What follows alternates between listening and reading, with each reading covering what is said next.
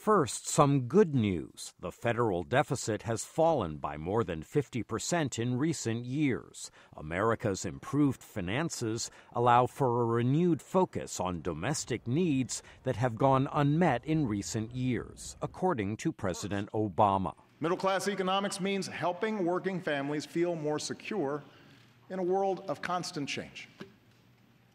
It means helping folks afford childcare, college, health care, a home, retirement.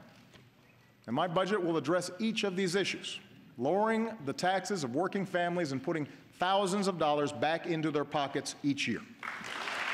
The president's budget is expected to cancel automatic across-the-board spending cuts that have impacted everything from U.S. military preparedness to the response to health crises like Ebola. But the fiscal outlook is not all rosy. Any deficit, no matter how small, causes the accumulated $18 trillion national debt to rise further, a fact pointed out by Republican lawmakers who say Mr. Obama's budget is dead on arrival. Senator John Cornyn. I'm concerned that the budget will be loaded with more taxes, more spending, and more debt. And that certainly isn't a sustainable path forward for the country.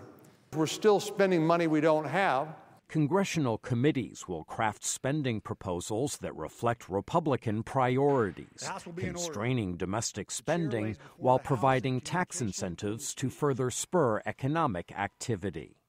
But their professed concern about fiscal imbalances ignores recent history when deficits and debt exploded under Republican rule, according to independent Senator Bernie Sanders. I am delighted that some of my Republican friends have expressed great concern about our deficit and our national debt.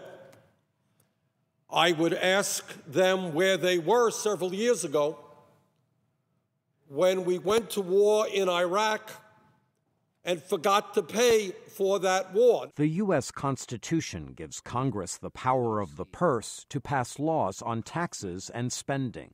But the president can sign or veto budget bills, meaning that an agreement between the two branches of government will have to be hammered out if the U.S. government is to remain open beyond September, when the current budget expires. Michael Bowman, VOA News, Washington.